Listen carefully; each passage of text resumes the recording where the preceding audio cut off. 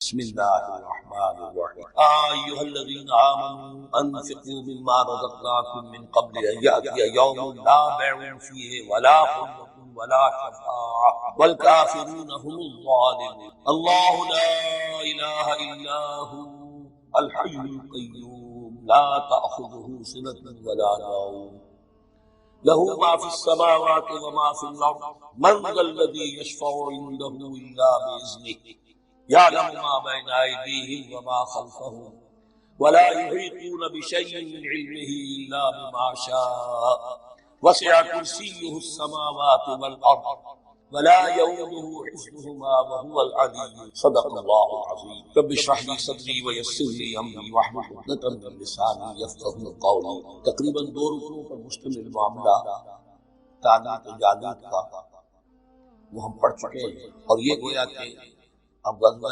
بدر کے لیے ذہنی اور نفسیاتی تیاری اور غزوات کے لیے جیسا کہ میں نے عرض کیا جہاں سرفروشی کی ضرورت ہے وہاں انفاق مال، تو اب یہاں بڑے زوردار انداز میں پھر انفاق کی طرف توجہ دلائی جا رہی ہے۔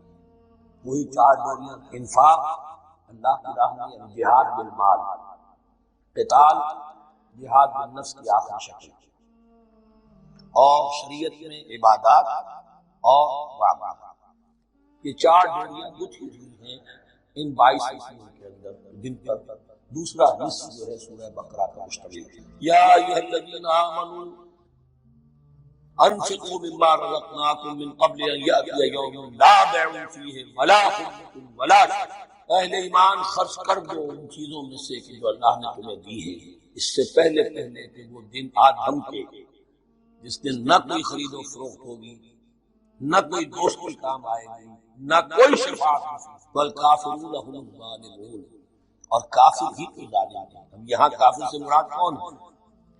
کافر اصطلاحی نہیں، کافر معنوی، جو اللہ کے اس حکم انفاق کی تعمیل نہیں دیکھتا ہے کہ دین مغلوب ہے، اس کو غالب کرنے کی جدوجہد ہو رہی ہے، اس کی کچھ تقاضے ہیں، مالی ضرورتیں ہیں اس کی، اور اللہ نے اسے قدرت دی ہے، اس میں خرچ کر سکتا ہے اور نہیں کرتا۔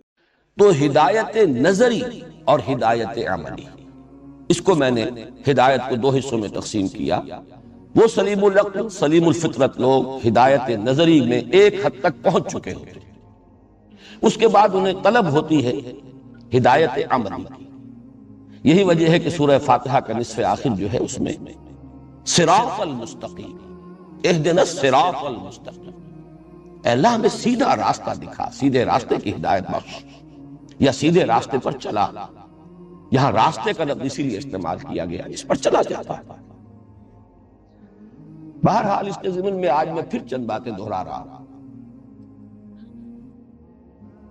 انسان اگر وہ 2 شرطیں پوری ہو رہی ہوں، سلامتی طبع، سلامتی فطرت اور سلامتی عقل، تو انسان پر سب سے پہلی حقیقت جو منکشف ہوتی ہے، اس کے 3 حصے ہیں، وہ حصے میں بعد میں بیان کروں گا، لیکن سب سے پہلی حقیقت یہ منکشف ہوتی ہے کہ جو کچھ نظر آ رہا ہے، ہم اپنے حواس ظاہری سے جس شے کا ادراک کر رہے ہیں، حقیقت بس یہی کچھ نہیں ہے، بلکہ اصل حقیقت اس کے پردے میں مستور ہے۔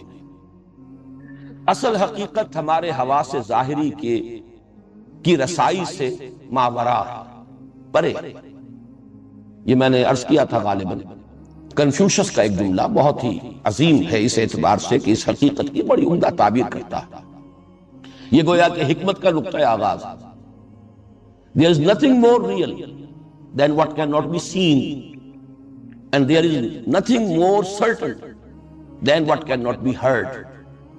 وہ حقیقتیں جو ان آنکھوں سے دیکھی نہیں جا سکتی اور اس طریقے سے ان کانوں سے نہیں سنی جا سکتی، ان سے زیادہ حقیقی اور یقینی اور واقعی اور حتمی حقیقت اور کوئی نہیں۔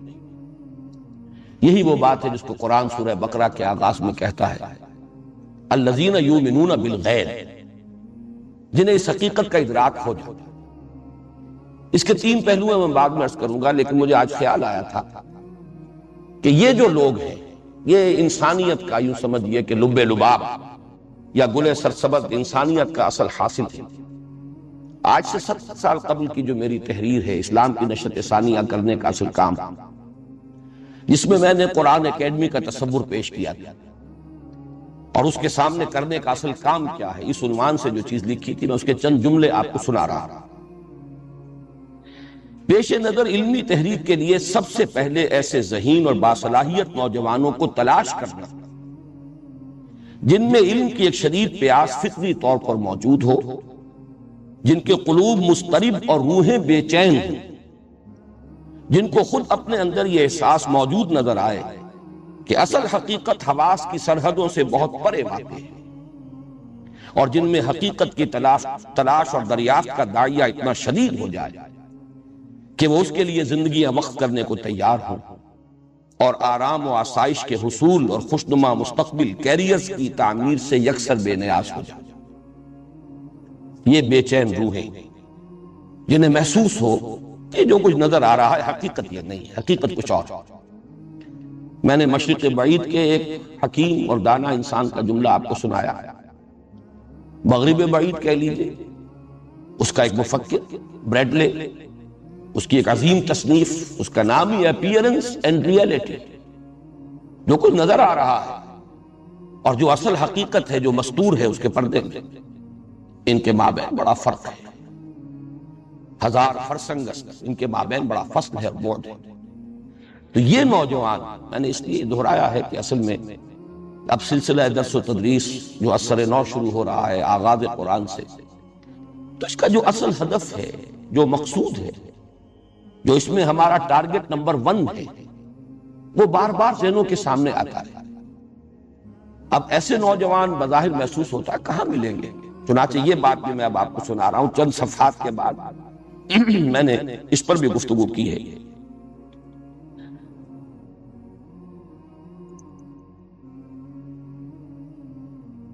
موجود دور میں جبکہ مادیت اور دنیا پرستی کا قلوب و اذہان پر مکمل تسلط ہے، اور کچھ تو فی الواقع طلب معاش کا مسئلہ اتنا کٹھن ہو گیا ہے کہ اکثر لوگوں کو اپنی ساری صلاحیتیں اور توانائیاں اسی کے حل پر مرکوز کر دینی پڑتی ہیں، پھر معاشرے کا عام رجحان یہ ہو گیا ہے کہ جو ذرا اس سطح سے بلند ہوتا ہے اس پر معیار زندگی کو بلندتر کرنے کی دھن سوار ہو جاتی ہے۔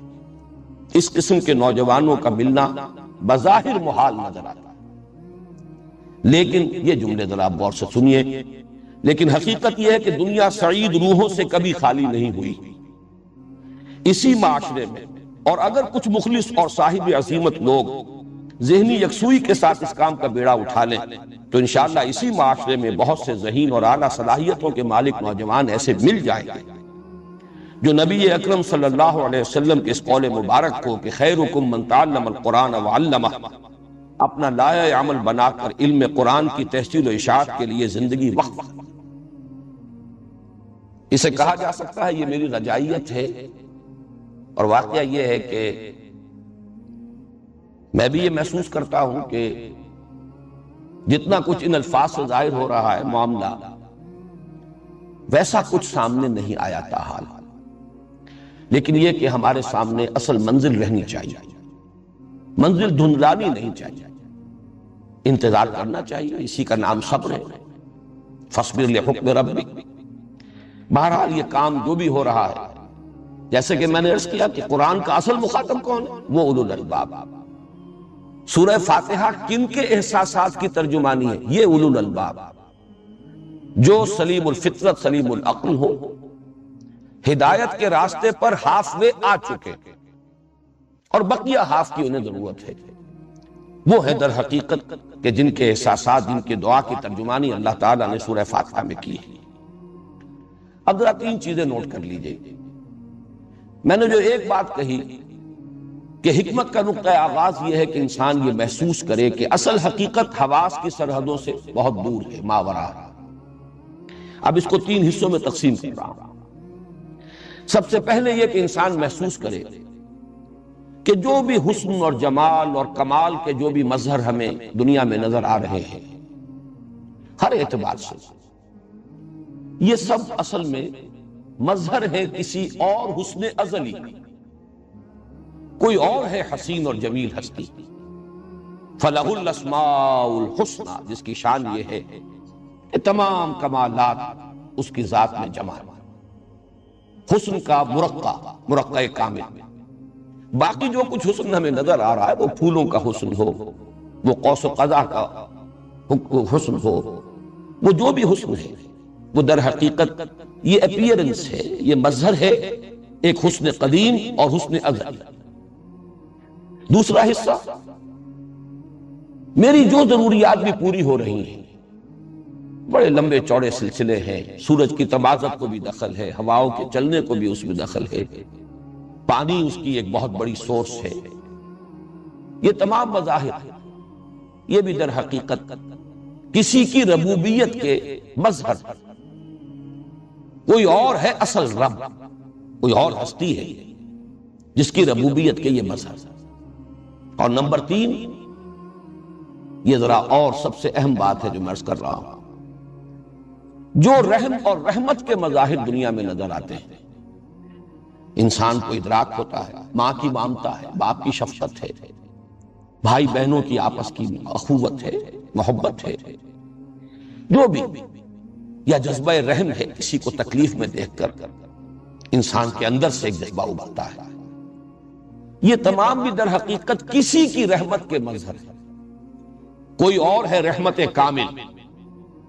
میں یہاں ایک حدیث کی طرف اشارہ کر رہا ہوں، جیسے پہلی بات کے لیے میں نے قرآن حکیم کے الفاظ مستعار لیے، فَلَهُ الْأَسْمَاءُ الْحُسْنَى، اسے جو چاہو کہہ کر پکار لو، اَيَّمَّا تَدْعُو قُلِ ادْعُوا اللَّهَ أَوِ ادْعُوا الرَّحْمَٰنَ أَيَّمَّا تَدْعُو فَلَهُ الْأَسْمَاءُ الْحُسْنَى۔ کل حسن کا منبع اور سرچشمہ ایک ذات ہے، جو چاہو کہہ کے پکار لو۔ Call the rose by any name, it will smell as sweet۔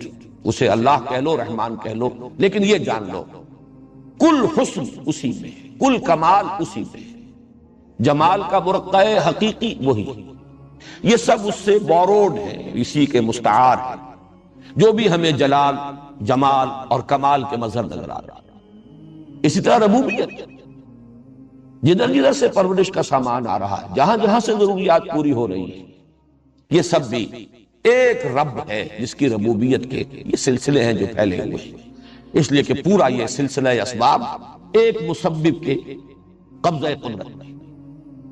تیسرے، رحمت اور رحم جتنی بھی کچھ دنیا میں ہے، اسی لیے حدیث میں الفاظ آئے ہیں کہ دنیا میں کل رحمت جو ہے وہ اللہ تعالیٰ کی رحمت کے 100ویں حصے کا مظہر ہے۔ اللہ نے اپنی رحمت کے 99 حصے اپنے پاس رکھے ہیں اور ایک حصہ کل خلق میں تقسیم کر دیا۔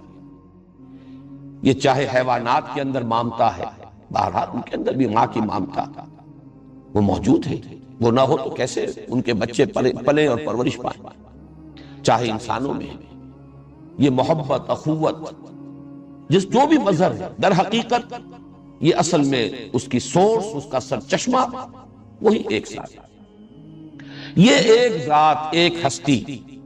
اب اسے جیسا کہ میں نے عرض کیا جو نام آپ چاہیں دے لیں، یہ پہلا حصہ ہے حکمت کا، حکمت کا اور فطرت کا، فطرت کی صحت کا میں نے عرض کیا تھا۔ دوسرا مظہر کیا کہ نیکی نیکی ہے، بدی بدی ہے۔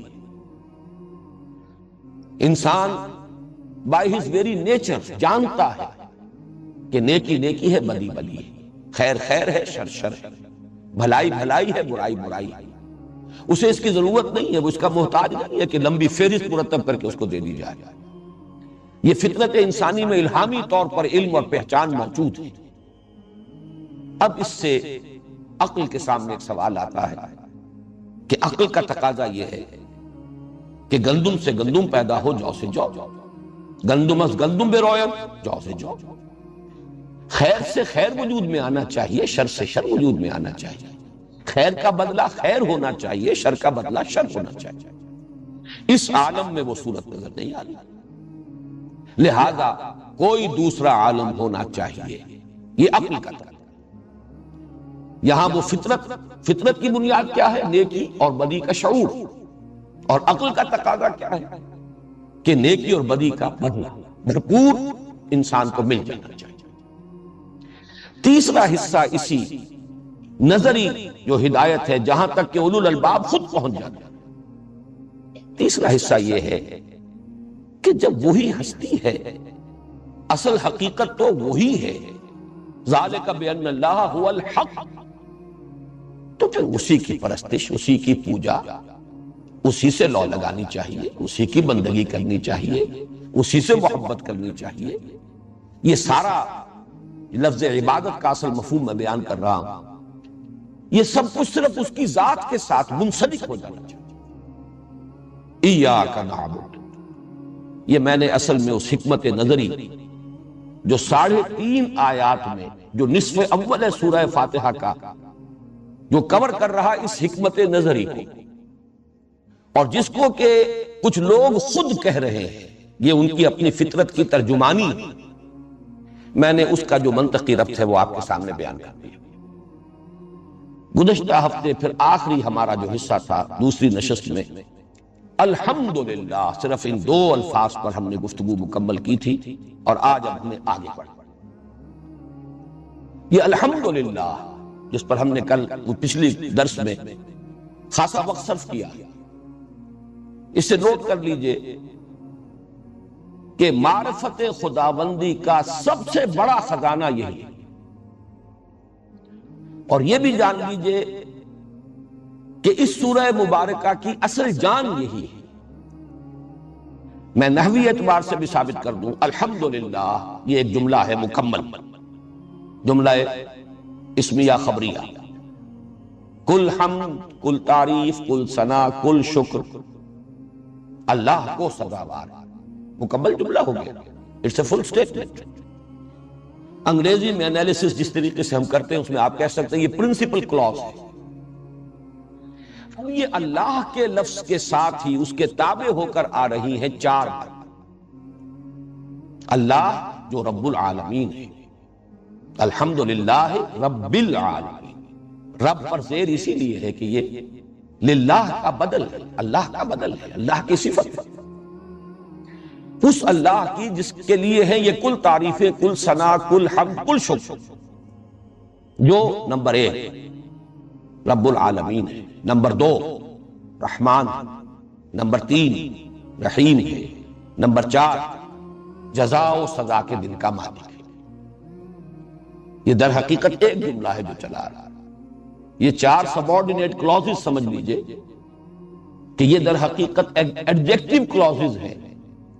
اللہ کے لیے یہ ایڈجیکٹیوز کی حیثیت سے اس کی وضاحت، اس کی نعت، اس کے صفات کے طور پر، اس کے بدل کے طور پر آ رہے ہیں۔ الحمدللہ، معلوم یہ ہوا کہ اصل جان تو اس کی الحمدللہ ہے۔ اب میں یہ چاہتا ہوں کہ پہلے آپ اس کلمے کی جو شان ہے اس کو نبی اکرم صلی اللہ علیہ وسلم کے الفاظ مبارکہ میں پہچان لیجیے۔ یہ ترمذی کی 2 روایات ہیں جو میں آپ کو سنا رہا ہوں۔ عن عبداللہ بن عمرو بن العاص رضی اللہ تعالی عنہما قال قال رسول اللہ صلی اللہ علیہ وسلم التسبیح نصف المیزان والحمد للہ تملؤہ ولا الہ الا اللہ لیس لہا دون اللہ حجاب حتی تخلص الیہ۔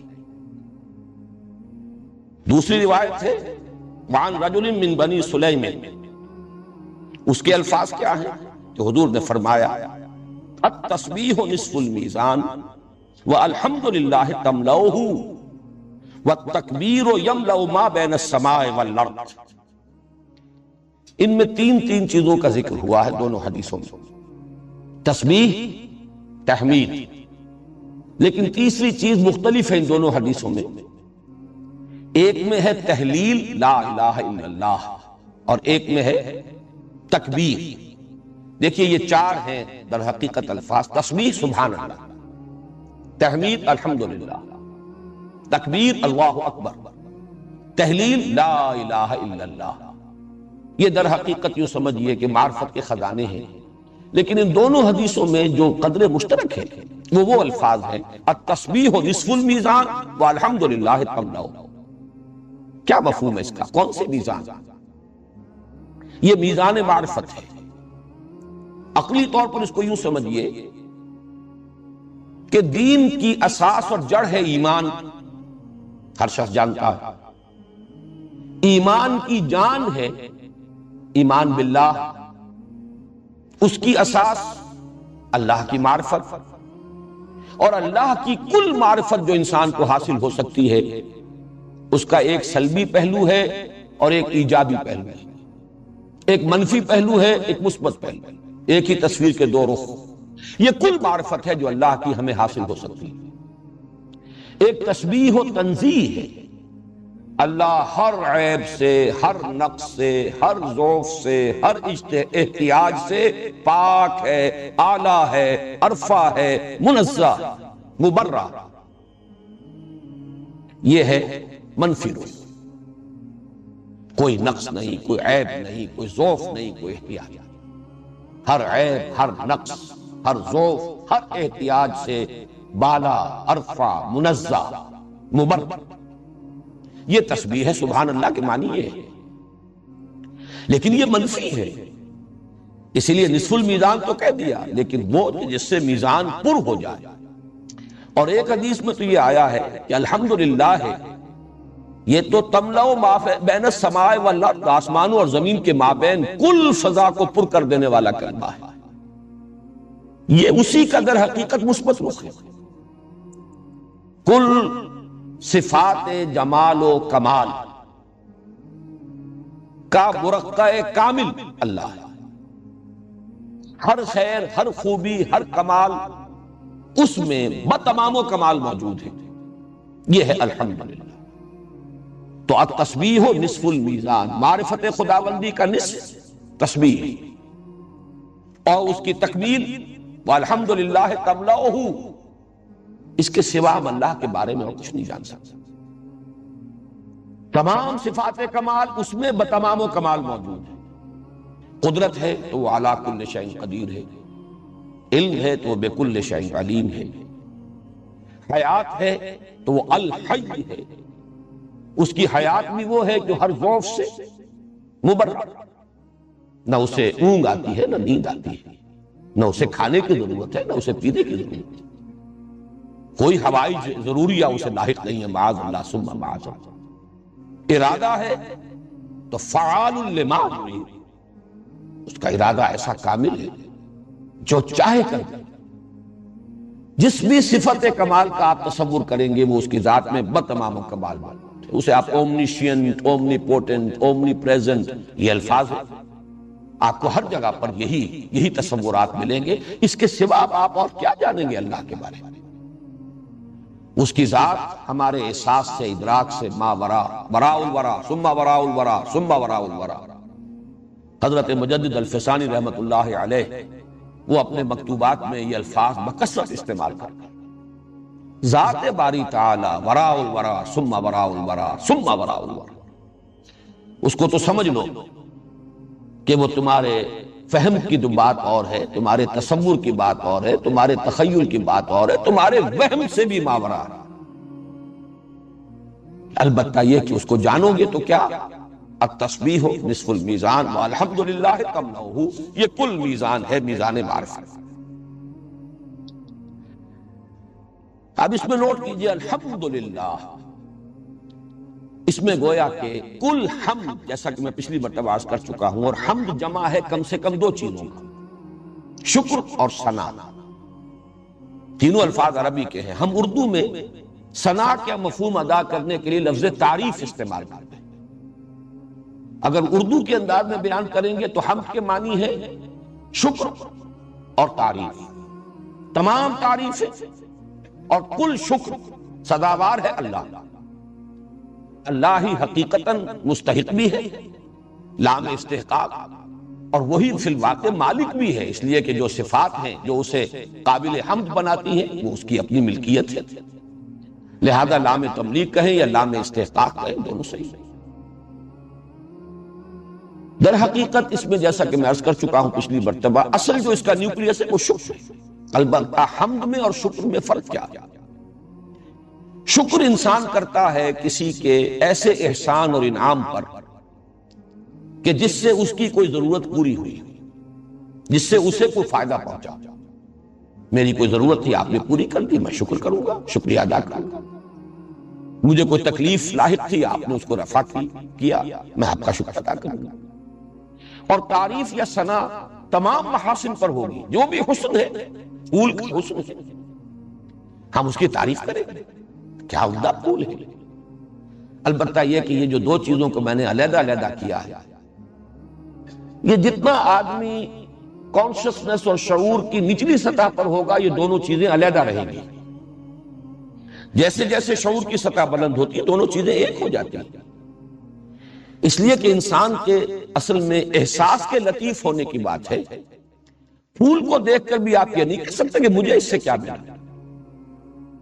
آپ کے احساسات لطیفہ کو ایک جلا حاصل ہوتی ہے جب آپ پھول کو دیکھتے ہیں۔ یہ تو ہر شخص محسوس کر لیتا ہے، میں پیاسا تھا مجھے پانی مل گیا، جس نے پانی پلایا مجھ پر واجب ہے کہ میں اس کا شکر ادا کروں، اس لیے کہ اسے محسوس ہوا کہ پیاس میری رفع ہو گئی۔ یہ تو یوں سمجھیے کہ بڑا کورس احساس ہے، یہ تو ہر حیوان کو بھی ہو جاتا ہے۔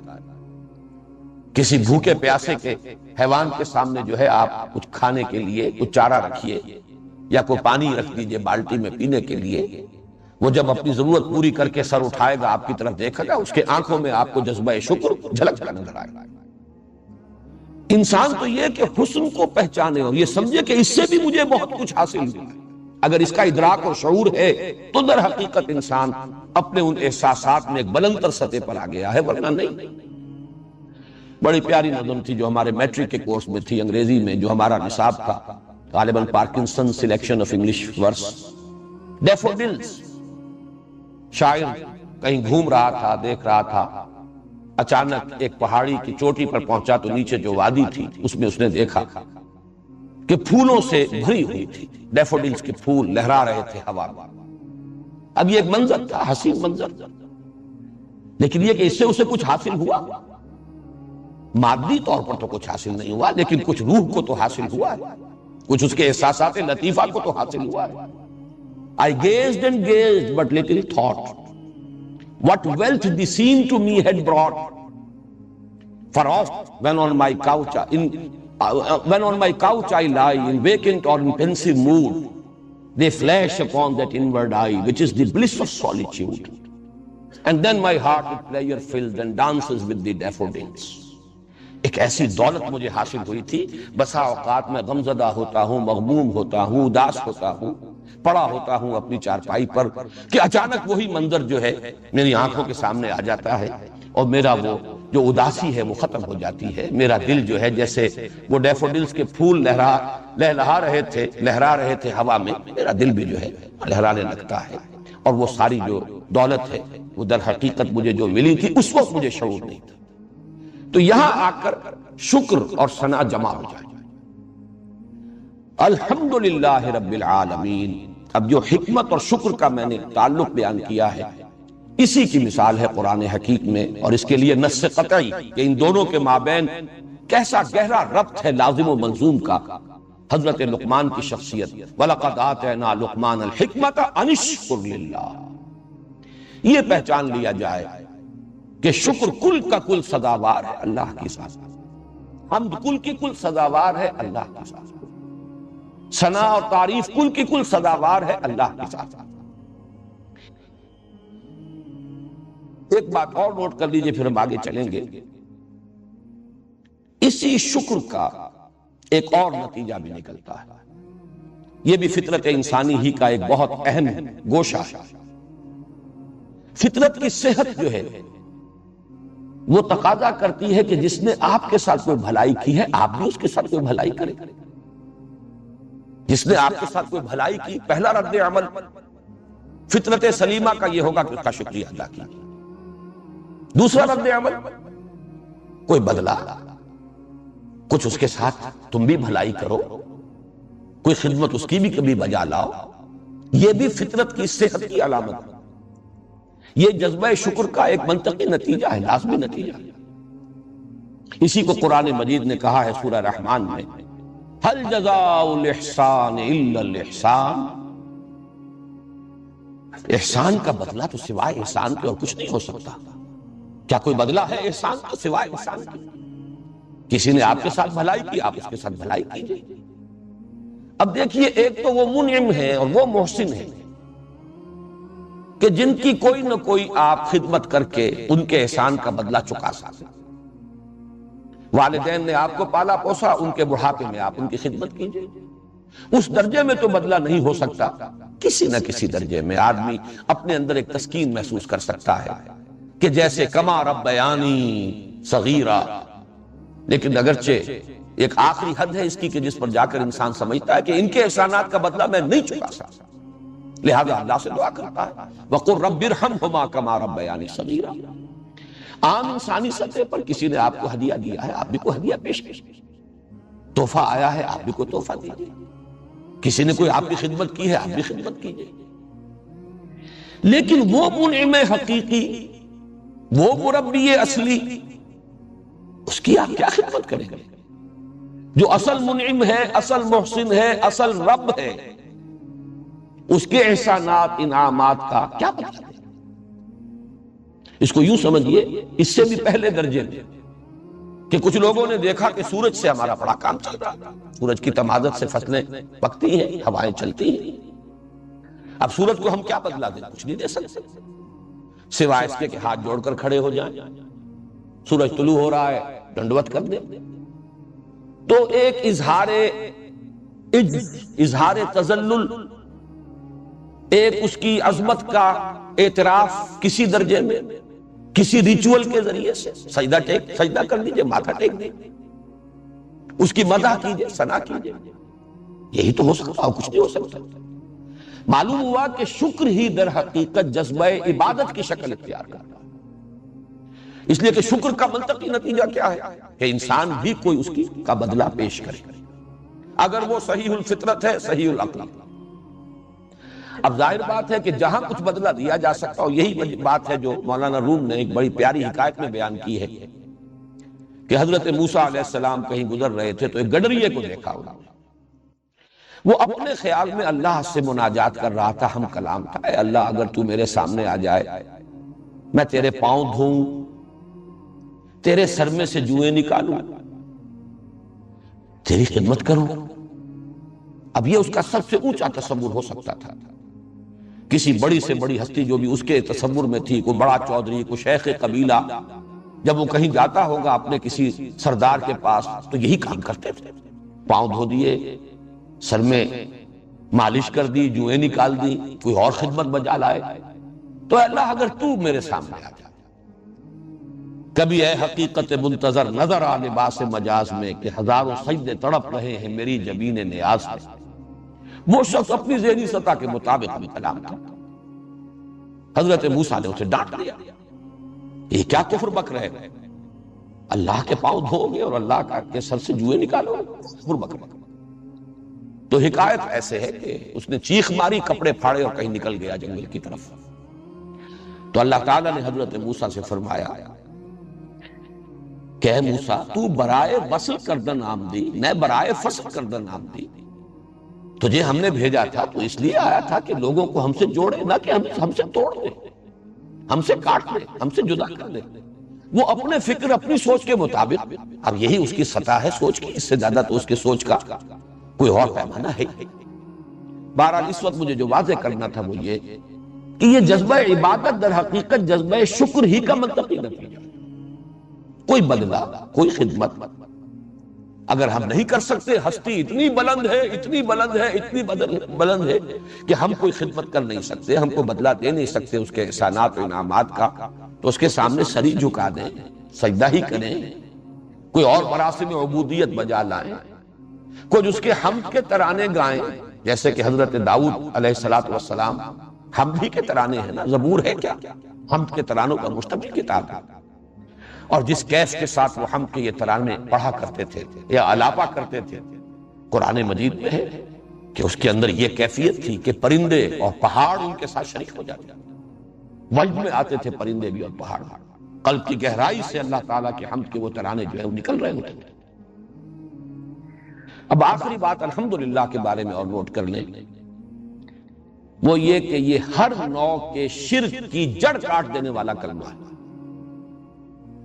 جب کل تعریف اسی کی ہے، کل حمد اسی کی ہے، تمام حسن کا منبع سرچشمہ وہی ہے، کل ربوبیت کا نقطہ آغاز وہی ہے، تمام رحمت جو ہے اس کا منبع اور سرچشمہ اسی کی ذات ہے، تو کسی اور کو کاہے کو پوجنا ہے؟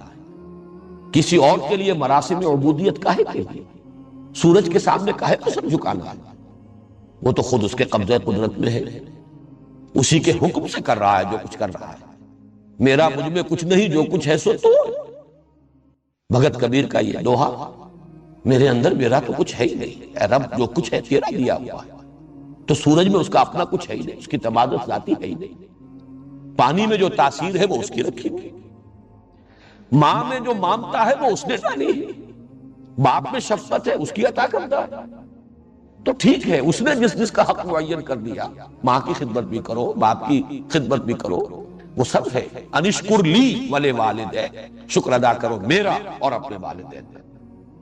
لیکن یہ ہے کہ اصل شکر اللہ، یہی وہ تعلق جو ہے، یعنی شکر اور شرک۔ دیکھیے حروف اصلی ایک ہی ہے، شین رے کاف، شین را کاف، شرک، شین کاف را شکر۔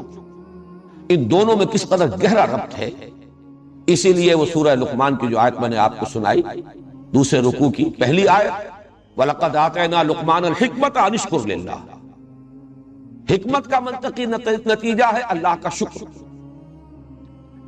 اور شکر کا لازمی نتیجہ شرک کا خاتمہ۔ وَإِذْ قَالَ لُقْمَانُ لِابْنِهِ وَهُوَ يَعِظُهُ يَا بُنَيَّ لَا تُشْرِكْ بِاللَّهِ إِنَّ الشِّرْكَ لَظُلْمٌ عَظِيمٌ۔ صدق اللہ العظیم۔ اذان لہو آخرہ۔ ہمارے آج کے درس کی اس نشست کا بھی نصف جو ہے وہ سابق کے اعادے پر صرف ہو گیا ہے۔ بہرحال ان چیزوں کی ضرورت ہے۔ اس وقت صرف ایک جملہ اور کہہ رہا ہوں، پھر ہم آگے چل رہے ہیں۔ ایک بات تو میں نے عرض کر دی تھی کہ الحمدللہ پرنسپل کلاس، رب العالمین الرحمن الرحیم مالک یوم الدین، اسی کے تابع۔ پھر اس الحمدللہ کا رشتہ جڑتا ہے ایاک نعبد۔ میں نے اس کی وضاحت کر دی ہے کہ یہی شکر ہے در حقیقت جو جذبہ عبادت کی صورت اختیار کرتا ہے۔ اس کے درمیان جو منطقی اور عقلی ربط ہے وہ میں بیان کر چکا ہوں۔ اب آئیے الحمدللہ رب العالمین، پہلا وصف اللہ، وہ رب ہے تمام جہانوں کا۔ لفظ رب کے بارے میں بھی میں نے سورۃ الناس کے ضمن میں کچھ عرض کرنے کی کوشش کی تھی، لیکن مجھے احساس ہو گیا تھا کہ بات واضح نہیں ہو پائی تھی اس کی لغوی بحث کا جہاں تک تعلق ہے۔ دیکھیے را با با، رب، اس کا اصل مفہوم ہے مالک۔ رب المال، مال والا، رب الدار، گھر والا، گھر کا مالک، رب البیت، وہی گھر والا۔ لیکن ایک اور مادہ ہے را با وا، جس سے ربا بنا۔ یہ دونوں بہت قریب المفہوم اور قریب المعنی مادے ہیں، اور ایک رائے یہ ہے کہ دونوں ایک ہی مادہ ہیں اصل میں، کہ جو فعل مضاف ہوتا ہے جس میں دو حرف جو ہیں، کلمہ فا اور کلمہ عین اور کلمہ لام جو ہے وہ ایک ہی حرف ہو، را با با، شین قاف قاف، دال سین سین، اس میں جب باب تفعیل بنے گا تو اس میں آخری جو کلمہ ہے وہ کسی حرف علت کی شکل اختیار کر لیتا ہے، وہ میں ابھی عرض کروں گا۔ ربا، اس میں کیا ہے، را وہی ہے رب والا، با وہی ہے پہلی با، اور اگلا جو واو ہے یہ در حقیقت بدلی ہوئی شکل ہے دوسرے با کی۔ قرآن مجید میں لفظ ربا، اس سے ربا یربو یہ بھی استعمال ہوا ہے، ربط زمین کے بارے میں آیا ہے۔ تم زمین کو دیکھتے ہو کہ وہ پڑی ہوتی ہے بے جان، اس میں کوئی زندگی کے آثار نہیں ہوتے۔ فَإِذَا أَنزَلْنَا عَلَيْهَا الْمَاءَ اهْتَزَّتْ وَرَبَتْ، جب ہم اس پر پانی برساتے ہیں تو وہ اس میں ایک جنبش پیدا ہوتی، حرکت پیدا ہوتی، سرسراہٹ، اور پھر وہ ابھرتی ہے، یعنی کھیتی اپجتی ہے۔ ربا یربو، کسی چیز کا ابھرنا، پروان چڑھنا، اپجنا، نمایاں ہونا، بلند، ربا یربو۔ اربا یربی، باب افعال بھی اسی مصدر سے آیا ہے۔ یربی اللہ الصدقات، اللہ صدقات کو پالتا ہے، پوستا ہے، پروان چڑھاتا ہے، بڑھاتا ہے، نشو و نما دیتا ہے، برکت دیتا ہے، تو یہ اربا یربی۔ لیکن اب اسی سے باب تفعیل میں ربا یربی تربیتاً، تربیت دینا، پالنا، پوسنا، بڑھانا، نشو و نما دینا، پرورش کرنا، ربا یربی، یہ را با واو سے باب تفعیل بھی ہے، لیکن بعض حضرات کے نزدیک یہ لفظ رب سے در حقیقت بدلا ہے، اور لفظ رب ہی سے باب تفعیل جو ہے ربا یربی تربیتاً ہے۔ اس میں بہت بڑے امام ہیں لغت کے جن کی بڑی ہی بارکت الآراء کتاب ہے مفردات القرآن، امام راغب رحمہ اللہ، انہوں نے تو یہ کیا ہے صاف صاف کہ یہ تربیت اور یہ ایک ہی شے ہے در حقیقت رب۔ الرب فی الاصل التربیت وہو انشاء الشیء حالا فحالا الی حد التمام۔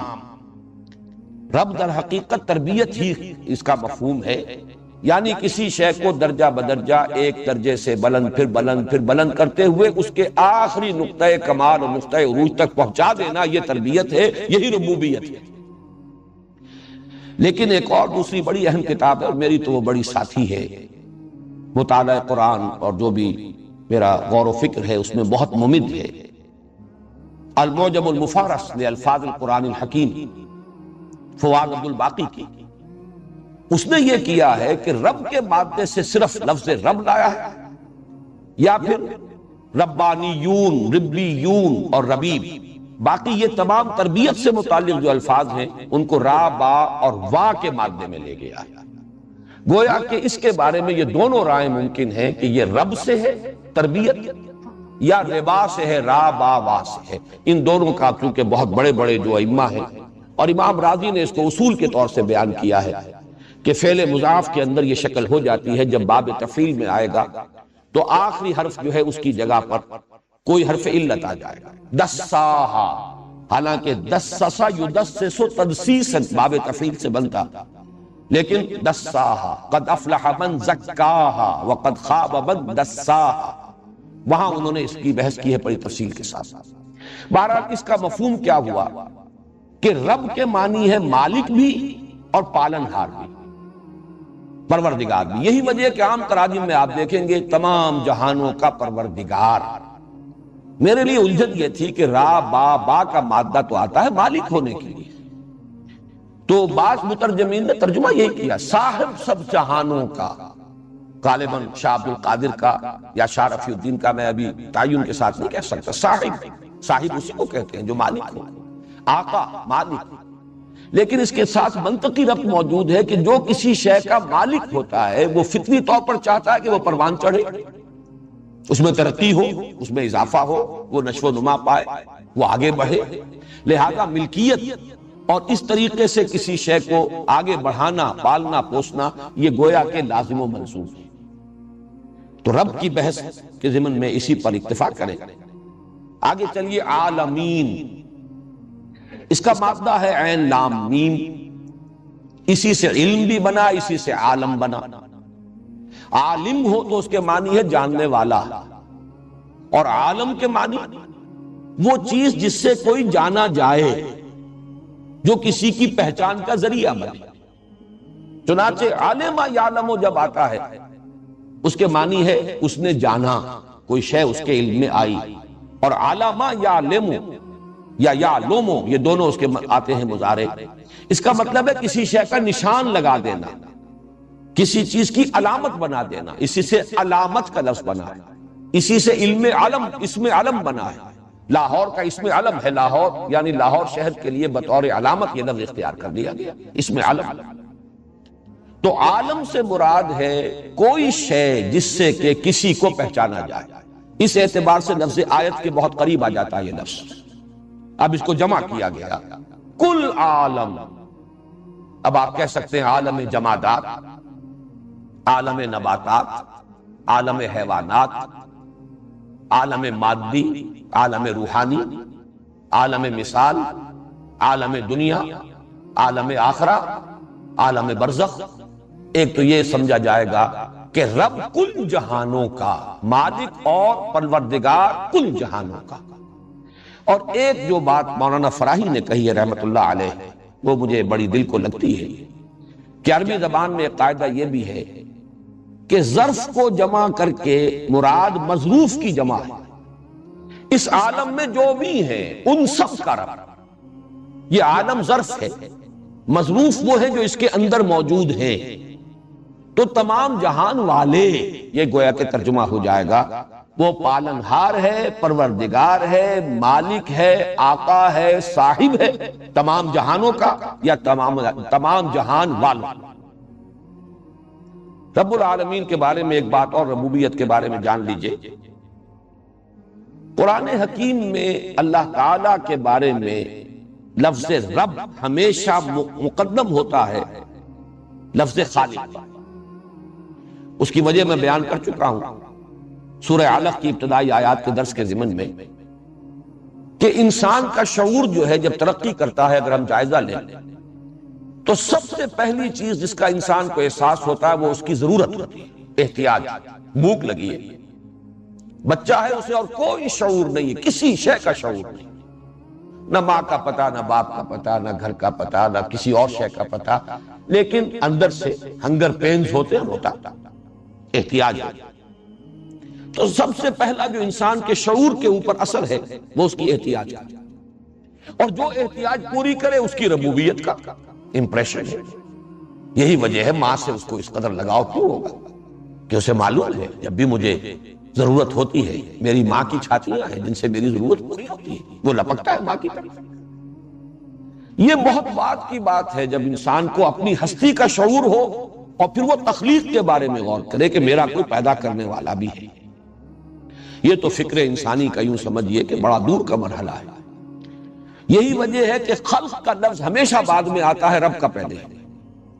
اقرا بسم ربک الذی خلق، پڑھو اپنے اس رب کے نام سے جس نے پیدا کیا۔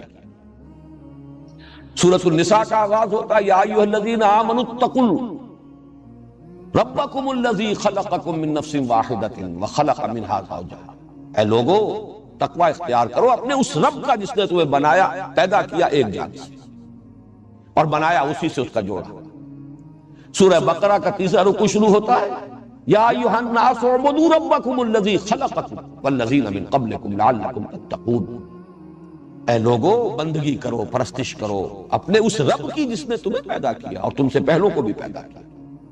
تو یہ نوٹ کر لیجئے، اللہ کا حمد اللہ کے لیے، اور اس کے بعد اللہ کے لیے وصف اول جو آیا وہ ہے رب العالمین، جو تمام جہانوں کا مالک اور پالنہار ہے، پروردگار۔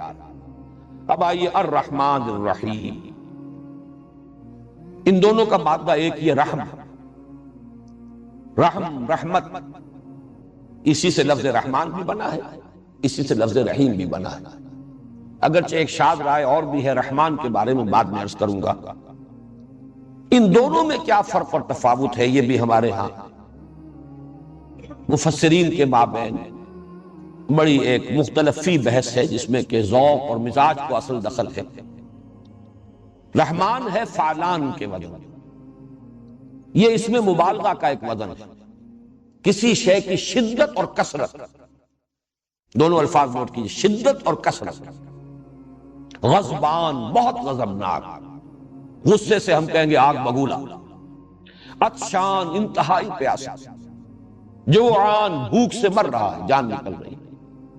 یہ اس وزن پر آئیں گے تو رحمت سے رحمان، فعیل کے وزن پر صفت مشبہ آتی ہے، اور اس میں ہوتا ہے دوام اور استمرار، شدت اور کثرت کے مقابلے میں دوام اور استمرار، پائیداری، تسلسل۔ رحیم یعنی جس کی رحمت مسلسل ہے، ہمیشگی کی کیفیت کے ساتھ ہے، دائمی ہے، جس کا مستقل وصف ہے۔ یہ دو الفاظ اس وزن پہ آ کر اپنے مفہوم کو بہت خوبصورتی سے ادا کرتے ہیں۔ ہمارے بعض مفسرین نے اس کو یوں بیان کیا کہ رحمان کا تعلق ہے تخلیق سے، پیدا تو کر دیا اللہ نے ایک دم، شان کن فیکونی، کن فیکون، لیکن رحیم کا تعلق ہے ربوبیت سے، اب اس کا پالنا، پوسنا، پروان چڑھانا، اس کا تسلسل، یہ اللہ تعالیٰ کی رحیمیت کا مظہر ہے، جبکہ کائنات کی تخلیق اللہ کی رحمانیت کا مظہر ہے۔ اسی اعتبار سے بعض حضرات نے کہا ہے رحمان الدنیا و رحیم الآخرہ، دنیا کے اعتبار سے اللہ کی صفت رحمانیت کا ظہور ہوتا ہے، کیونکہ دنیا خود ناپائیدار ہے، عارضی ہے، فانی ہے، اور رحمت کا وہ جو معاملہ ہے اس میں شدت اور اس میں ایک طوفانی اور ہیجانی کیفیت. اب یہ دو الفاظ دونوں جو میں نے استعمال کیے یہ خود اسی وزن پر ہے. طوفان جوعان کے وزن پر ہے، ہیجان یہ عطشان کے وزن پر ہے. وزن وہی ایک ہیجانی کیفیت جیسے ٹھاٹھے مارتا ہوا سمندر. تو دنیا میں اللہ کی رحمت کا ظہور ہو رہا ہے شان رحمانی کے ساتھ. اور رحیم الآخرہ، رحیم آخرت جو ہے وہ دائم ہے، قائم ہے. وَلَلْآخِرَةُ خَيْرٌ وَأَبْقَىٰ وَالْآخِرَةُ خَيْرٌ وَأَبْقَىٰ، وہ تو باقی رہنے والی ہے، وہاں صفت رحیمیت کا ظہور ہوگا. لیکن یہ کہ صحیح تر بات وہی ہے جو میں نے عرض کی ہے کہ در حقیقت اللہ کی رحمت کی یہ دونوں شانیں ہیں اور دونوں بیک وقت ہیں. یہ بہت اہم نقطہ ہے جو مولانا فراہی نے بیان کیا ہے. اللہ تعالیٰ کے اسماء و صفات جب قرآن میں آتے ہیں تو درمیان میں حرف عطف نہیں آتا. الرحمن والرحیم نہیں ہے، بلکہ ایسا بھی ہے کہ 8 اسماء و صفات آ گئے بغیر حرف عطف کے. الملک القدوس السلام المؤمن المہیمن العزیز الجبار المتکبر، 8 اسماء ہیں، کہیں حرف واو نہیں. ایک ہی استثناء ہے، بہت سے حضرات کو یاد آ گیا ہوگا، ایک ہی استثناء ہے سورہ حدید میں، هو الاول والآخر والظاہر پورے قرآن مجید میں یہ واحد مقام ہے جہاں اللہ تعالیٰ کے اسماء و صفات کے مابین حرف عطف ہے، باقی کہیں نہیں. اگر 4 یہ ہیں تو 4 ہی سورہ جمعہ کے شروع میں الملک القدوس العزیز الحکیم، کہیں در حرف واو نہیں. اس کی وجہ کیا ہے؟ بہت پیاری بات ہے کہ اللہ تعالیٰ کی یہ تمام صفات، اللہ کی یہ تمام شانیں بیک وقت اس کی ذات میں موجود ہیں. یہ تو ہمارے تصور کی اصل میں تنگنائی ہے کہ ہم ان چیزوں کا بیک وقت تصور نہیں کر سکتے، ہمیں یہ متضاد نظر آتی ہے. رحمانیت کچھ جدا شان ہے اور رحیمیت کی جدا شان ہے. ہمارے فہم کے اعتبار سے یہ جدا ہیں، اللہ کی ذات کے اندر یہ دونوں بیک وقت، وہ رحمان بھی ہے اور بیک وقت رحیم بھی ہے. اس کی ایک طوفانی کیفیت بھی ہے، شدت بھی ہے، کثرت بھی ہے، اور اس میں دوام بھی ہے اور استمرار بھی ہے اور استقلال بھی ہے. میں اسے ایک سادہ سی مثال سے بیان کیا کرتا ہوں، اس وقت بھی ریکارڈ ہو جائے تو کوئی حرج نہیں. ہم اپنے اوپر اگر اس کو طاری کریں تو فرض کیجئے کہ کہیں کوئی سڑک پر کوئی ایکسیڈنٹ ہوا ہے، کوئی بس کا ایکسیڈنٹ ہوا ہے، کار کا ہوا ہے. فرض کیجئے کہ اس کار میں جتنے بھی سوار تھے سب کے سب ہلاک ہو گئے. کوئی دودھ پیتا بچہ باقی رہ گیا ہے جو ماں سے چمٹا ہوا، ماں کی لاش ہے، چمٹا ہوا. جو شخص بھی اس منظر کو دیکھے گا اس کا دل پگھل جائے گا. وہ بچہ چمٹا ہوا اپنی ماں کی لاش. فرض کیجئے کوئی پتہ نہیں یہ لوگ کون ہیں، کہاں کے ہیں، کہیں سے کوئی سراغ نہیں مل سکتا. آج تو خیر بڑی آسانی سے مل جاتے ہیں سراغ، ماضی میں سمجھیے کہ کچھ پتہ نہیں چل سکتا. ہر شخص کے دل میں ایک جذبہ ابھرے گا، گویا کہ ایک رحمت کی ہیجانی کیفیت، طوفانی کیفیت. اس بچے کی میں پرورش کروں گا، اسے میں پالوں گا. یہ لاوارث رہ گیا ہے، اس کا کوئی پالنے پوسنے والا نہیں رہا. یہ جذبہ یقیناً ابھرے گا، یہ ایک جوش کی کیفیت ہے. رحمت جوش میں آئے گی ہر انسان. لیکن یہ کہ ہمارا یہ جوش بہت جلدی ٹھنڈا پڑ جاتا ہے. ہو سکتا ہے کہ کچھ دنوں کے بعد ہمارے اوپر الٹا ایک احساس جو ہے افسوس تعصف کا پیدا ہو جائے کہ میرے تو پہلی بڑی ذمہ داریاں تھیں، یہ میں کیا مصیبت اپنے سر لے بیٹھا تھا، یہ خامخواہ کا بوجھ، خامخواہ کی ذمہ داری میں نے لے لی. میرے تو اپنے جو بچے جو ہیں ان کی پرورش میرے لیے مشکل ہے. معلوم ہوا کہ ہمارا وہ جوش ٹھنڈا پڑ جاتا ہے. لیکن اللہ تعالیٰ کا جوش، جوش رحمت، بیک وقت اس میں وہ شان بھی ہے رحمانیت کی اور رحیمیت کی بھی ہے، اس میں کبھی کسی کمی کا کوئی سوال نہیں. یہ در حقیقت رحمان اور رحیم کے دونوں مفاہیم کو جمع کرنے کا جو ہے میرے نزدیک مثال کے ذریعے سے اس کو اگر سمجھانا ہو، تشبیہ کے ذریعے سے، تو شاید یہ اس سے قریب ترین بات ہے. الرحمن الرحیم مالک یوم الدین. میں اس کے جو منطقی اور فلسفیانہ جو ان میں ربط ہے وہ بیان کر چکا ہوں. وہ جزا و سزا کے دن کا مالک ہے. یہ تصور کہاں سے ابھرا؟ فطرت انسانی میں ہے نیکی اور بدی کا امتیاز. یہ فطرت کی صحت کی جو علامتیں میں نے گنوائی تھی پہلے دن، انہی میں سے ایک اہم علامت یہ ہے. یہ اخلاقی حس نہیں رہی تو انسان کی فطرت مر چکی، اندر کا اصل انسان مر چکا.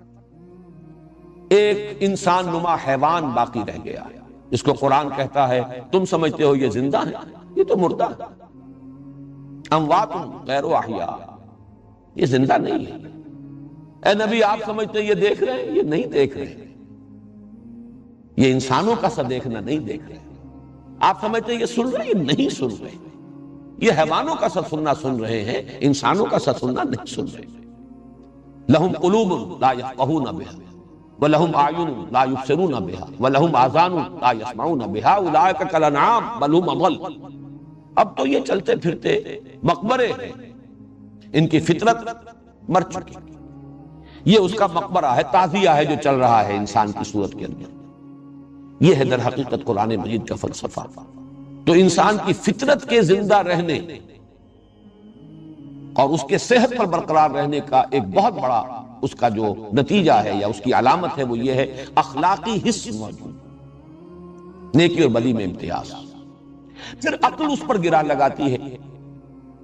یہ بات میں نے بہت مرتبہ بیان کی، جہاں تک اللہ کی معرفت کا تعلق ہے یہ صرف فطرت کے حوالے سے، لیکن جہاں آ جائے گا آخرت کا معاملہ، جزا و سزا کا، وہاں فطرت پر عقل کی گرہ لگے گی تو بات بنے گی۔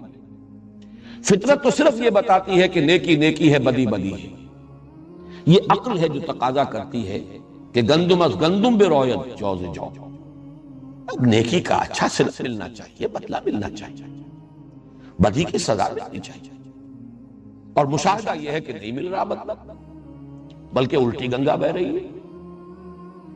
آپ کوئی اخلاقی اصول نہ رکھتے ہو، ہر راستہ آپ کے لیے کھلا ہے، کشادہ ہے، بڑھتے چلے جائیے۔ جہاں آپ نے کوئی اپنے لیے اصول بنا لیے، اب قدم قدم پر بندش ہے، قدم رک رہے ہیں، آپ آگے بڑھ نہیں سکتے، بلکہ یہ کہ الٹے لینے کے دینے پڑ جائیں۔ میں نے وہ شعر بارہا سنایا ہے، سادہ سا ہے لیکن یہ کہ بڑی عظیم حقیقت۔ اے دیانت بر تو لعنت از تو رنجے یافتہ، اے خیانت بر تو رحمت از تو گنجے یافتہ۔ اے دیانت تجھ پر لعنت ہو کہ تیری وجہ سے تو میرے دوست بھی ناراض ہو گئے۔ صحیح بات کہہ کے دیکھیے دوستوں کے سامنے، سچی بات کڑوی ہوتی ہے۔ از تو رنجے یافتہ، مجھے رنج ملا، اور اے خیانت بر تو رحمت از تو گنجے یافتہ، اے خیانت تجھ پر رحمت ہو، تیرے ذریعے سے مجھے خزانے ملے۔ لہذا کوئی اور عالم ہونا چاہیے، اور وہ عالم، اب دیکھیے اس کے دو منطقی نتیجے ہوں گے۔ ایک تو یہ کہ یہ ایسی ہستی ہونی چاہیے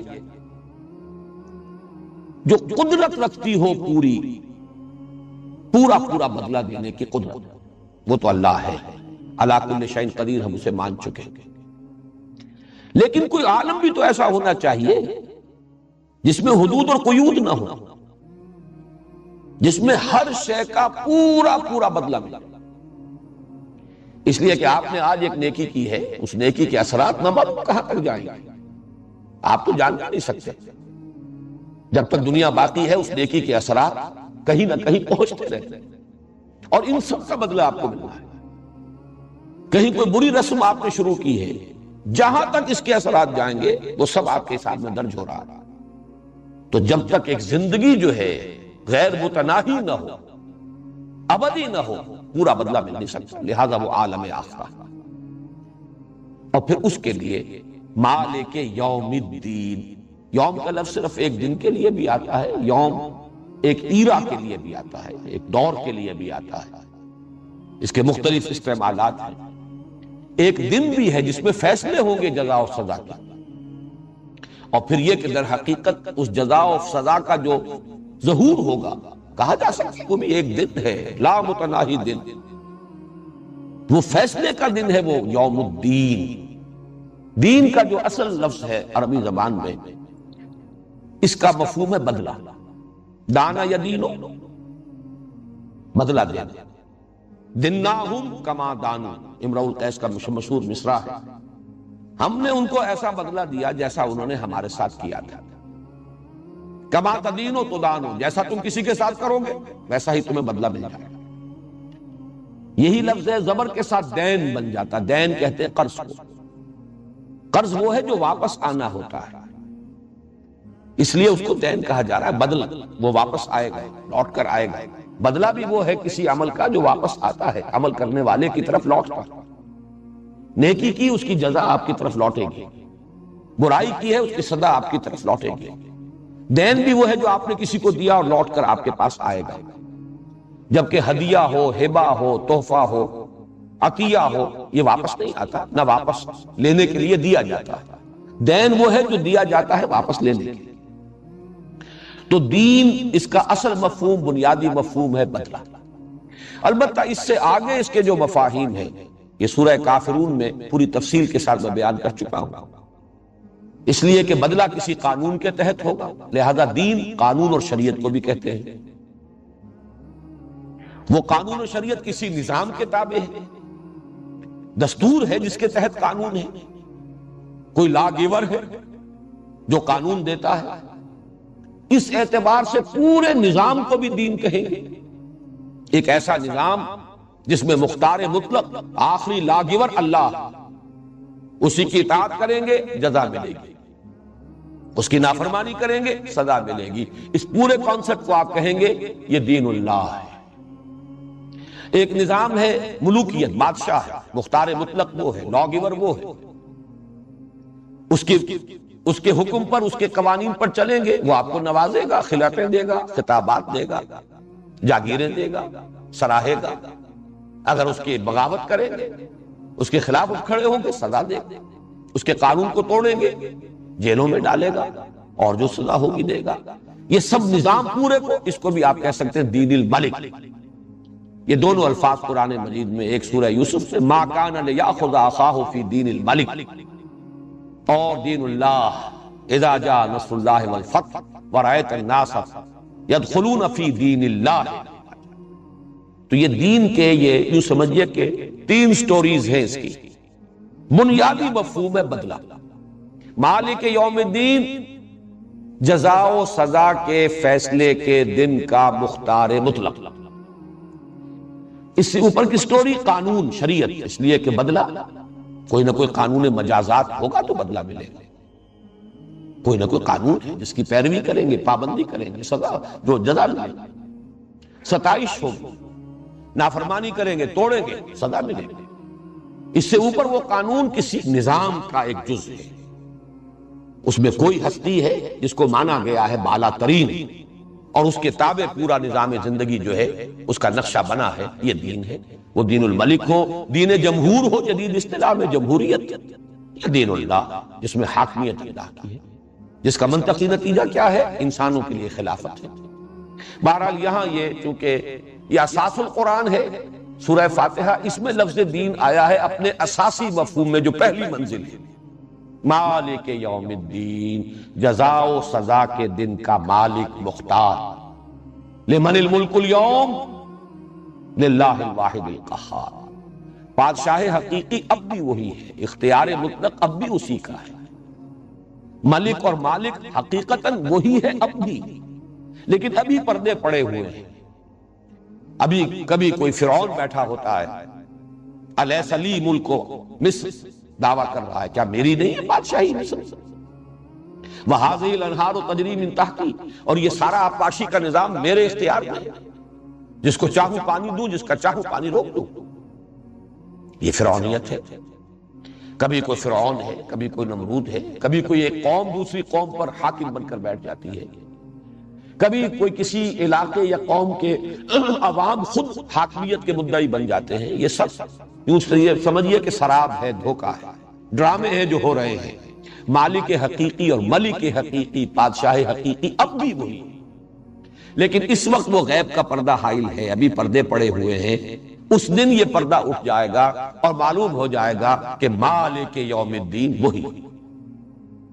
مالک جو ہے یہ ملک یملکو، اس کے دو معنی ہیں عربی زبان میں۔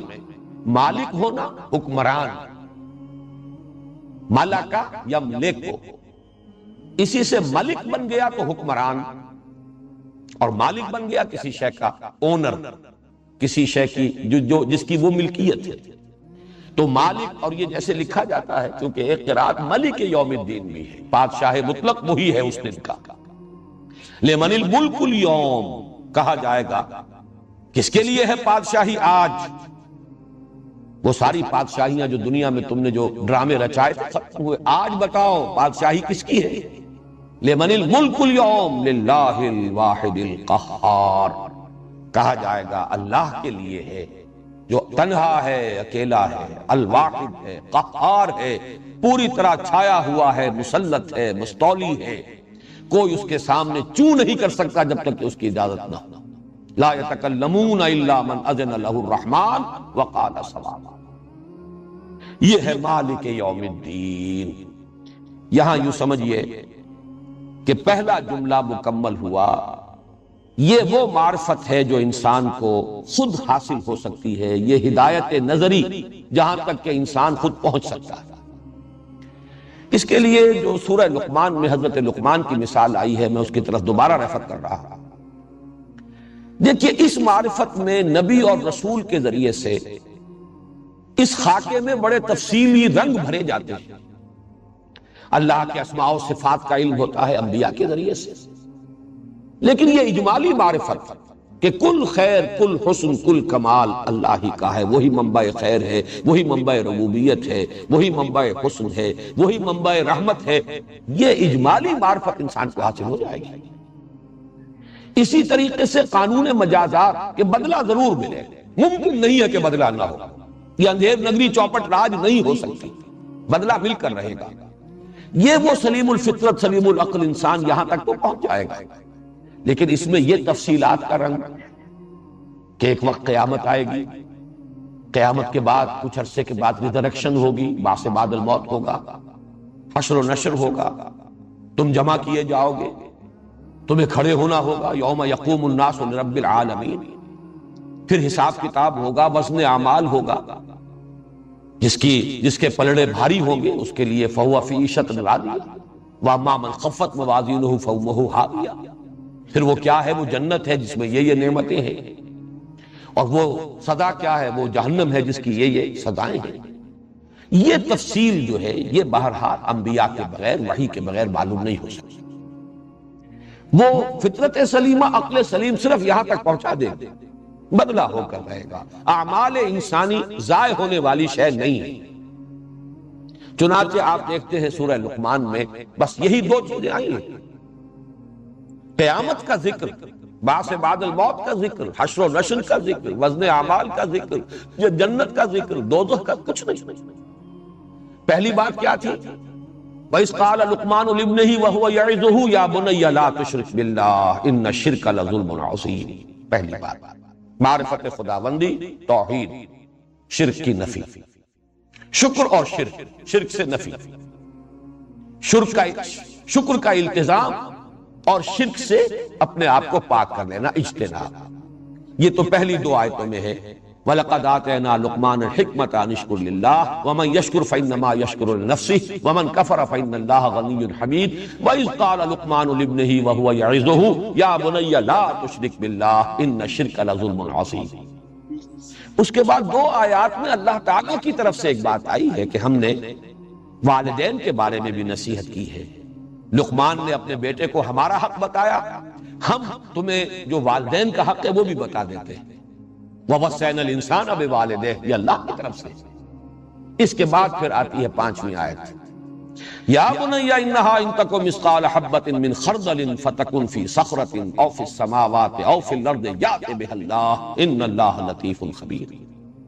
اے میرے بچے اس حقیقت کو اچھی طرح ذہن نشین کر لے، دل میں گرہ باندھ لے کہ انسانی عمل خواب و ذرے کے ہم وزن ہو، رائی کے دانے کے ہم وزن، مثقال حبۃ من خردل فتکن فی صخرۃ او فی السماوات او فی الارض، پھر وہ کسی چٹان میں ہو، کسی غار کے اندر گھس کر وہ کام کیا گیا، زمین کی کہیں گہرائی کے اندر اتر کر کام کیا گیا، یا فضا اور خلا کی پہنائیوں میں، فتکن فی صخرۃ او فی السماوات او فی الارض یأت بہا، اللہ اسے لے آیا۔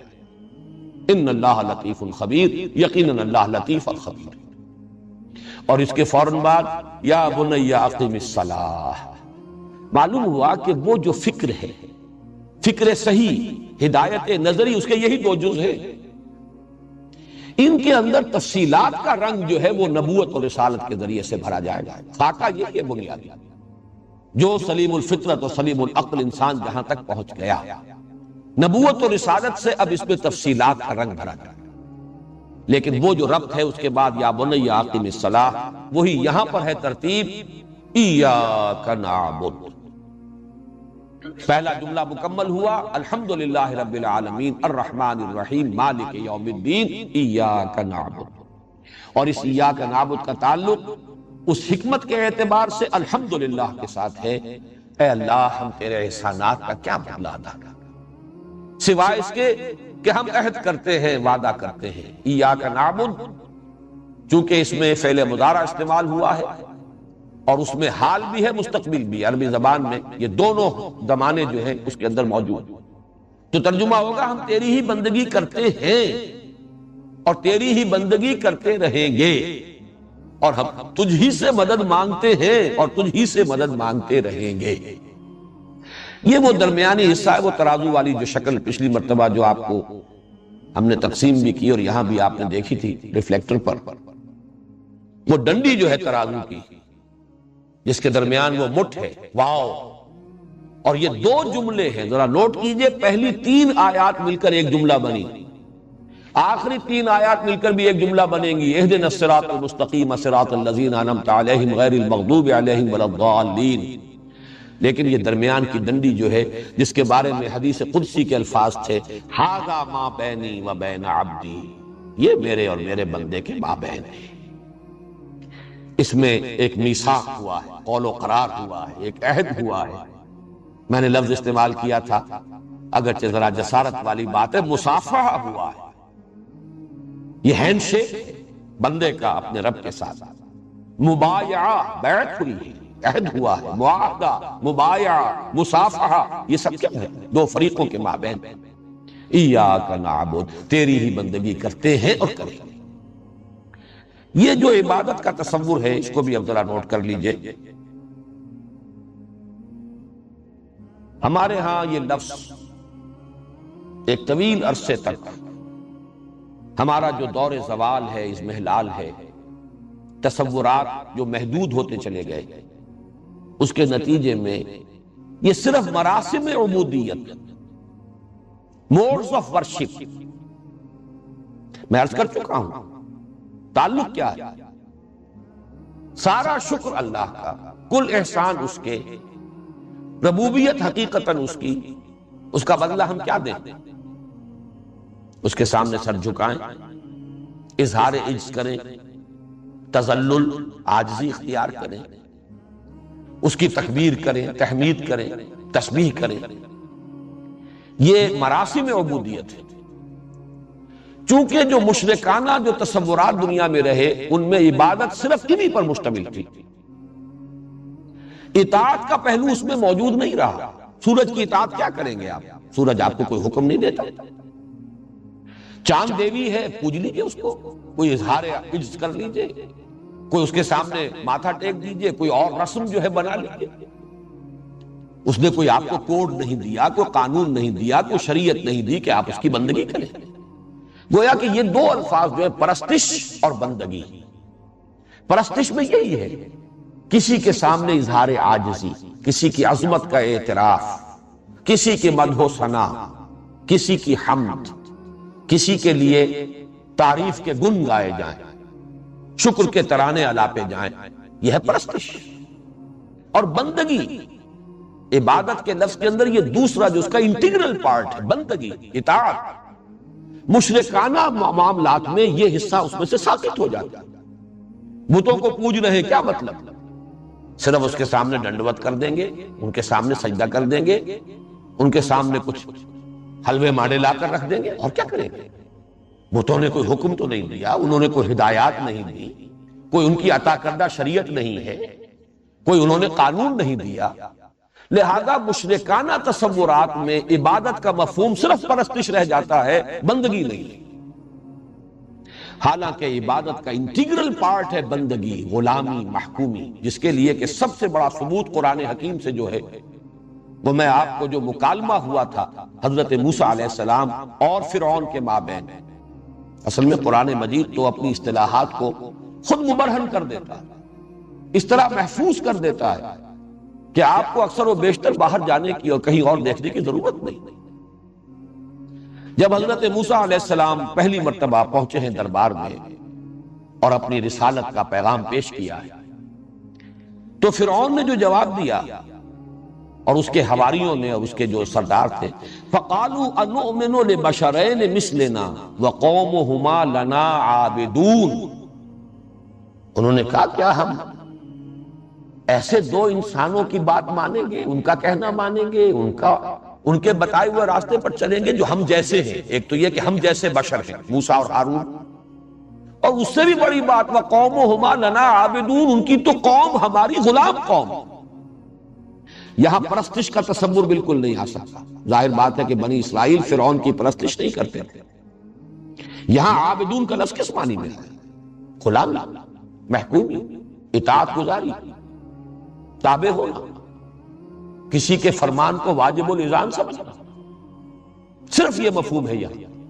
فرعون کی پرستش ہرگز ثابت نہیں ہے کہ بنی اسرائیل مصر میں فرعون کی پرستش کرتے ہیں، معاذ اللہ، اس کا کوئی امکان نہیں۔ ابراہیم کی نسل سے تھے، ان میں اخلاقی زوال اور پستی جو ہے وہ آ گئی تھی، لیکن یہ توحید، اس کی نعمت ان کے پاس موجود تھی۔ مجبوراً ایک غلامی ہے، محکومی ہے، جبری اطاعت ہے، وہ ہو رہی۔ تو معلوم ہوا کہ لفظ عبادت کے اندر یہ مفہوم اور خالص یہ مفہوم بغیر پرستش کے مفہوم کے قرآن مجید سے ثابت ہے۔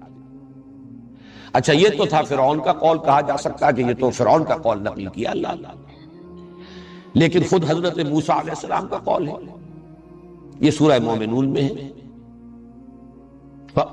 وَتِلْكَ نہیں، سورہ شعراء میں ہے، بلکہ پہلی آیت جو ہے وہ سورہ مومنون کی تھی۔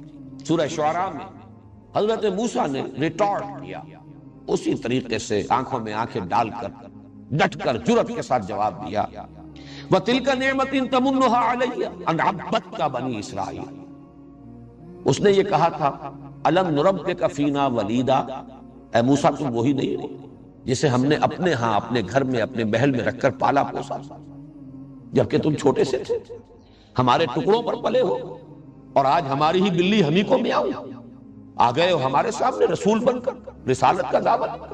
أَلَمْ نُرَبِّكَ فِينَا وَلِيدًا، تم تو ہمارے ٹکڑوں پر پلے، ہمارے گھر میں تم نے پرورش پائی۔